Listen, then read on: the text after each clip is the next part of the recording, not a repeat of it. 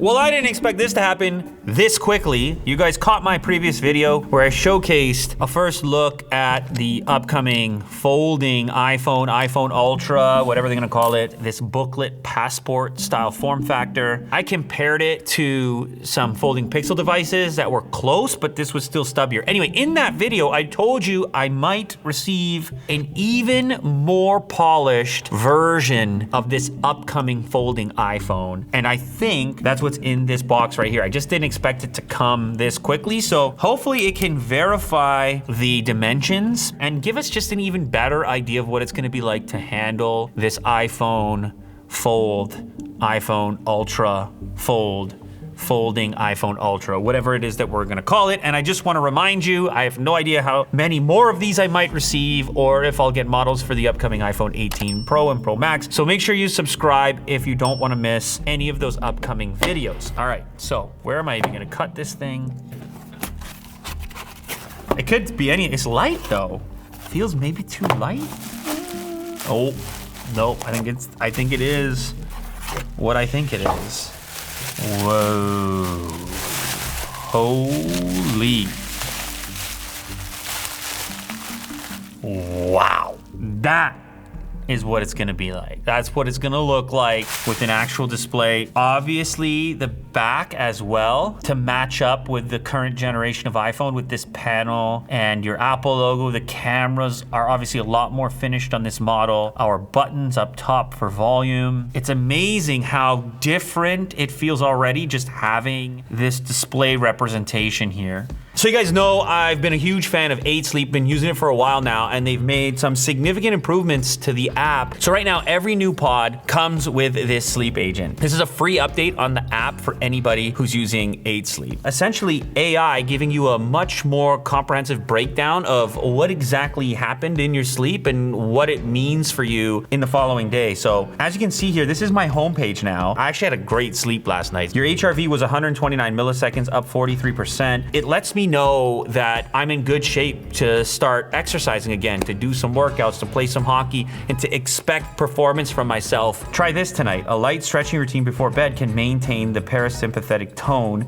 you built up. You'll see it'll give me my actual focus window and workout window based on that sleep data. You've also got this evening forecast. Depending on what happens during your day, the sleep agent can make better suggestions for that evening. And it will even integrate things like local weather to forecast how your sleep will unfold that night. And so then it can take action, shift the temperature, make suggestions for optimal bedtime. This is a very high-tech integration to allow you to sleep as efficiently as you possibly can. Anyway, if you haven't tried 8 Sleep yet, this is some of my most used and most cherished tech. Go ahead and give it a shot. I've got a discount. Use the code UNBOXTherapy at 8sleep.com/UnboxTherapy for up to $350 off the Pod 5. And you get 30 days to try it at home and you can return it if necessary. But once again, use the code UNBOXTherapy at 8sleep.com/UnboxTherapy for up to $350 off. This display representation here, it's still going to be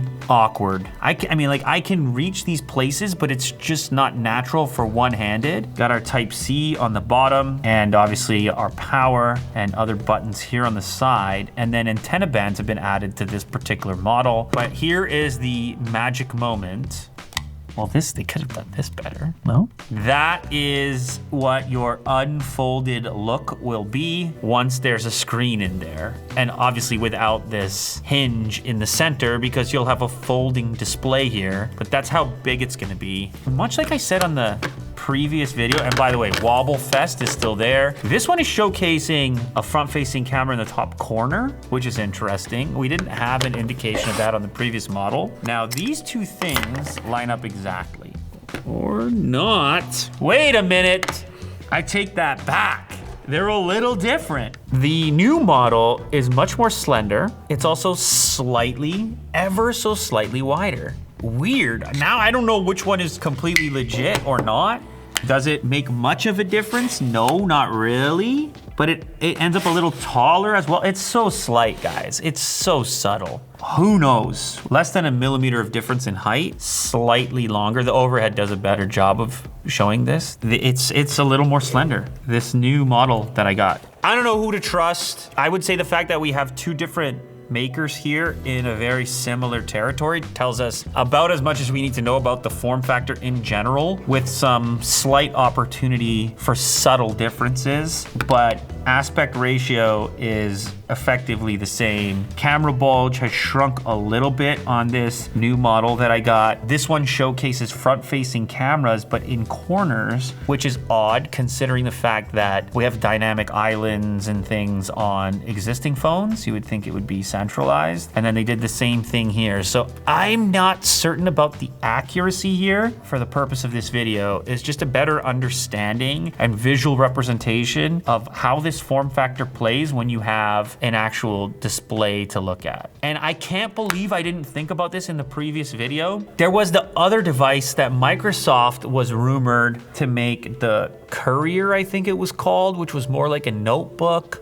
Look at this old photo here. Whenever I think about new form factors, for some reason my mind goes to the Courier, because back then in 2011 or whenever it was, that felt extremely futuristic. And the Duo, what was the form factor of the Duo, or the aspect ratio? It was two 5.6-inch displays opening to 8.1 inches. Two 5.6-inch displays. Ooh, not too far off. 5.3? Not too far off. Who was Apple inspired by here? I mean, it's obviously a bit bigger, but you look at that. That one still looks taller and this one looks a little fatter.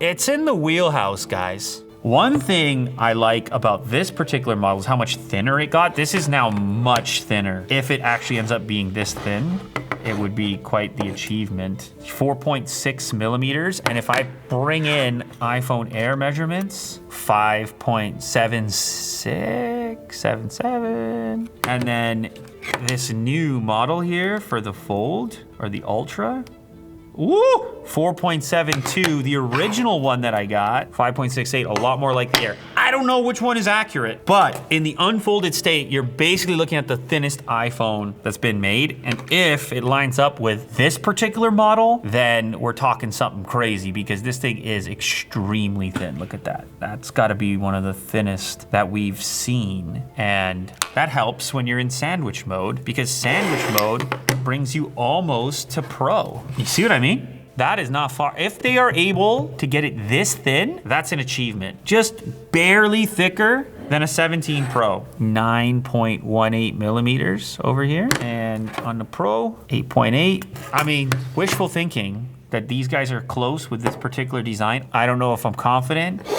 For some reason, I feel it will be closer to this guy, the original one that I featured. If you haven't seen that video, you can go check the measurements on this guy in that video. But because this particular model has the imagery and gives you a presentation of a background or a wallpaper, gives you a better understanding of how this is gonna look and feel to hold, even if some of the dimensions are going to change slightly in the final product. That's you, that's what you're gonna look like. That everybody's gonna know is different than all the other iPhones. And like I said in the previous video, this form factor lends itself to the pocket because it's not too tall. You don't need a super deep pocket to get it in. Look at that. Anyway, this is you in the future. If you're an Apple fan, this is you in the future. You're doing this, and then you're doing this, and then you're watching YouTube like that, and you're gonna have some black bars. But maybe you're gonna be doing multitasking. Maybe it's gonna be a dual display setup. Maybe some Microsoft Duo inspiration for anybody that remembers it, or early Pixel inspiration with this form factor. Or maybe it's just about aspect ratios and iPads and trying to deliver some sort of iPad-like experience without having too much variety in aspect ratios folded or unfolded. Maybe that's what's going on. But look at this thing. That is your best look yet at what that upcoming iPhone Ultra, iPhone Ultra Fold, iPhone 18 Ultra Fold, whatever they call it. That's your best look yet.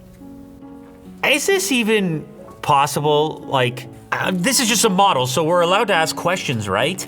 Can you have the camera, like, first of all, this is on Apple-like, right, to put it in the corner. I mentioned that earlier. But then if you open it, there's another camera right there, like directly back to back, here and here. So two displays and two cameras, you know, wedged together in such a small area. Are they gonna do that? Can they do that? I'm starting to become a little more skeptical. I'm less skeptical about the overall form factor, but some of these details, I have my questions. And you probably do too.